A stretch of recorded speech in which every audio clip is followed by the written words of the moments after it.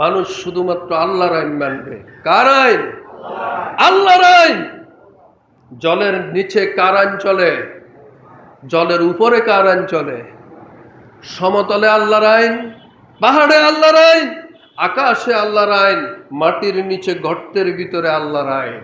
আল্লাহর আইন ছাড়া 1 ইঞ্চি মাটি কোথাও থাকবে না যেখানে আল্লাহর আইন ছাড়া চলার মতো কোনো সুযোগ আছে। সুতরাং মানব জাতিকে আল্লাহর আইন দিয়ে পরিচালনা করার জন্যেই নবী পৃথিবীতে এসেছেন। আজকে আপনারা নবীকে খুশি করার জন্য কতগুলো জিলাফির আয়োজন করেছেন। আপনারা কতগুলো জিলাফির আয়োজন করেছেন। নবী যদি জীবিত থাকতো এই জিলাফির গোষ্ঠীকে পিড়াইয়া মহাসাগরে নিয়ে ফেলে দিত। সাহাবায়ে কেরাম রক্ত দিয়েছে তোমার জিলাফি খাওয়ার জন্য? কে শিখিয়েছে এইসব? বন্ধ করতে হবে।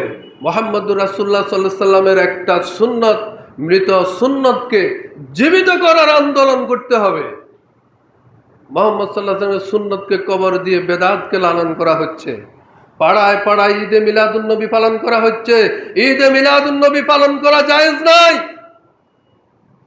মুহাম্মদুর রাসূলুল্লাহ সাল্লাল্লাহু আলাইহি সাল্লামের সিরাতের আয়োজন করো। ইয়াতলু আলাইহিম আয়াতিহি। ওই রাসূলুল্লাহ সাল্লাল্লাহু আলাইহি সাল্লাম তেলাওয়াত করে শোনাতেন। কি তেলাওয়াত করতেন? তিনি শুধু আলহামদুলিল্লাহি রাব্বিল আলামিন এই কথা যদি বলতেন, কিয়ামত পর্যন্ত নবী যদি বলে যেতেন, আবু জাহেল কোনো অবজেকশন দিত না। কথা খুব করে বুঝেন। ইয়াতলু আলাইহিম আয়াতিহি। ও আল্লাহ, ইব্রাহিম বলে, ও আল্লাহ এমন একজন রসুল পাঠান যিনি তোমার আয়াত, এর মানে তোমার হুকুম আহকাম, তোমার সমস্ত হুকুম দিয়ে আরব জাতি পরিচালিত হবে। লাত মানাত জাহুবল আবু জাহেল কোন রকমের মানুষের আইন দিয়ে আরব জাতি পরিচালিত হবে না। তাদেরকে তোমার আইন দিয়ে পরিচালিত করার মতো একজন রসুল পাঠাও। সে দোয়া কবুল হয়ে একজন রসুল আসলেন। এসে তিনি সেই মিশন শুরু করলেন। ইয়াতলু আলাইহিম আয়াতিহি। তিনি তেলাওয়াত করতে শুরু করলেন। এই তেলাওয়াত আমি বলি সারাক্ষণ, আপনি বলেন সারাক্ষণ। জীবনে 60 বছর পড়েছেন আলহামদুলিল্লাহি রাব্বিল আলামিন। 60 বছরে মিলি এই শব্দের অর্থ আপনি না বুঝার কারণেই আপনি এখানে আল্লাহর প্রশংসা করে ওই রাস্তায় গিয়ে আল্লাহকে বাদ দিয়ে দিয়েছেন। যে আল্লাহর জন্য আপনি জীবন দেবেন, সে আল্লাহর জন্য জীবন দিতে রাজি হন নাই, মানুষের জন্য জীবন দিতে রাজি হয়েছেন। নেতার জন্য জীবন দিতে রাজি হয়েছেন, নেত্রীর জন্য জীবন দিতে রাজি হয়েছেন। আল্লাহর জন্য জীবন দিতে আপনি রাজি হন নাই। কারণ আপনি যে তেলাওয়াত করেছেন সেটা তেলাওয়াত ছিল না, সেটা ছিল স্রেফ পড়া। তেলাওয়াত মানে এ আয়াতের অর্থ কি, এ আয়াতের হুকুম কি, এই হুকুম অনুযায়ী নিজেকে তৈরি করা, সেই অনুযায়ী সমাজ এবং রাষ্ট্র সংস্কারের দায়িত্ব নেওয়া, এর নাম তেলাওয়াত।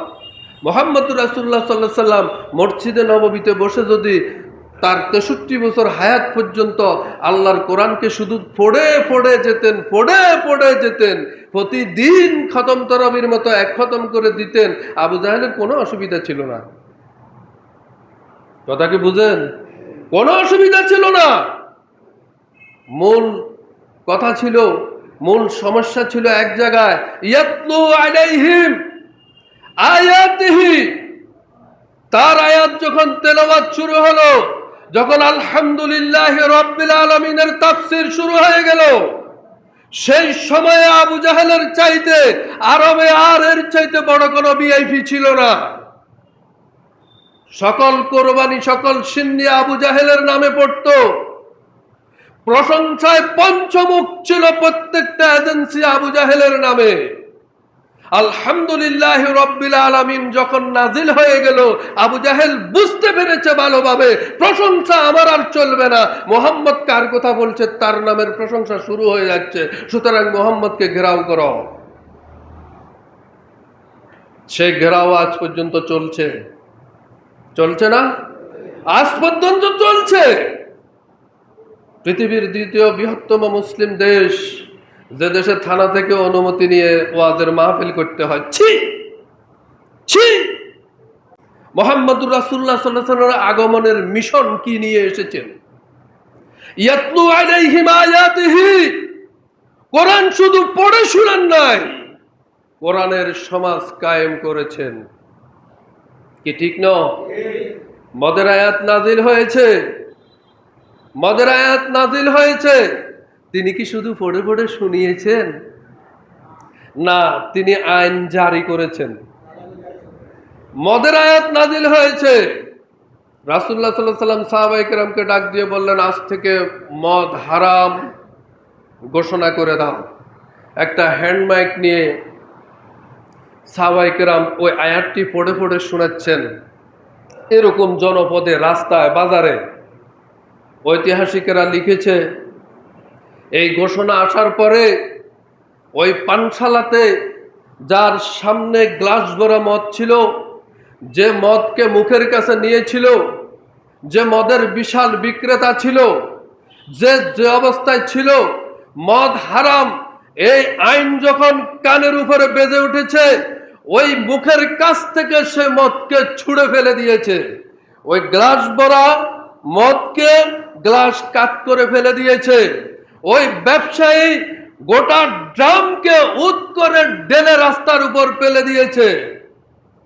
ঐতিহাসিকেরা লিখেছে, ইতিহাসে এসেছে, মদের এই হারামের আইন প্রয়োগের পরে মদিনার রাস্তায় এত জোরে ব্যবসায়ীরা মদ ঢেলেছিল যে না বন্যার ফানি তাকে ফেল করে ফেলেছে।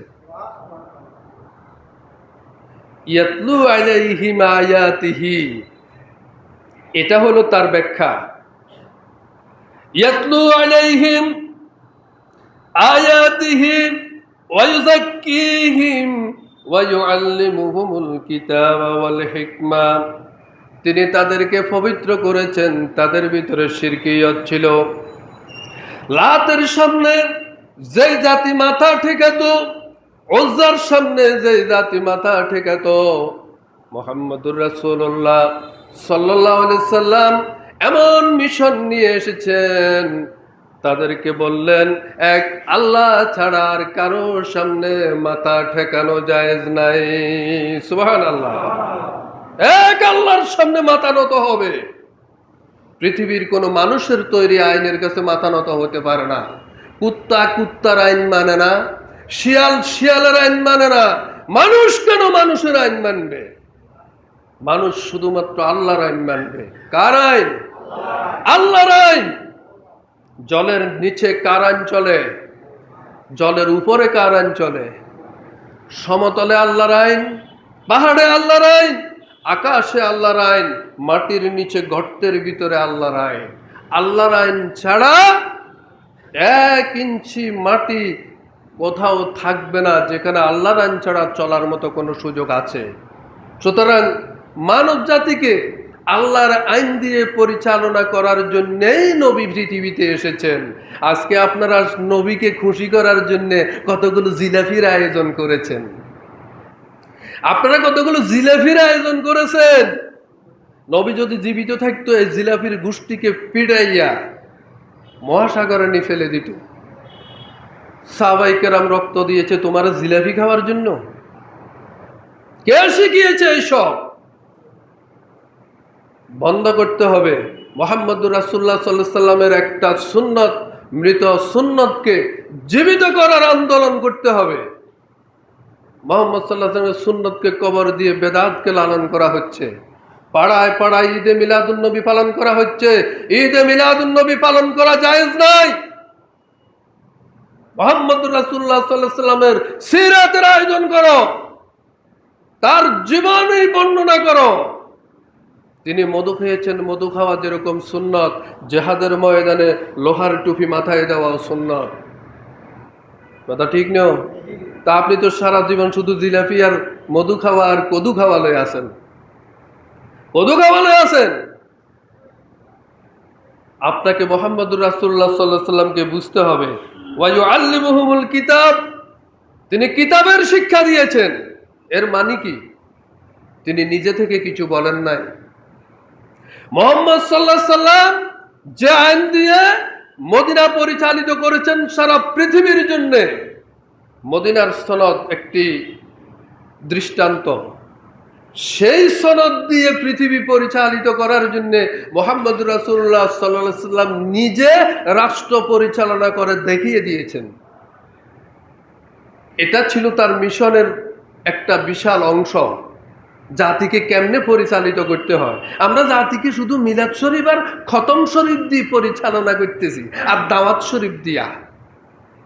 এই তিন শরীফে ইসলামের আসল শরীফ শেষ করে দিছে।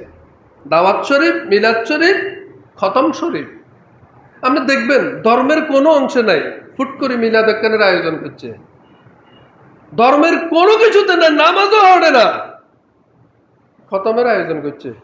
হাসজন মোল্লা দিয়ে একখান খতম, কি ব্যাপার? এটা কি ধর্ম? নামাজে না হইটবার লাগছে, খতমও অকা। হুজুরও মকর হেমার্কা কিছু আছে দেবা না, ইজ্জে ইজ্জে বলাই বই গেছে বান্ডিয়াতি লই বাস তেতুর গোটা চলের। কথা ঠিক কিনা? এই জন্য আল্লাহ পাঠান নাই।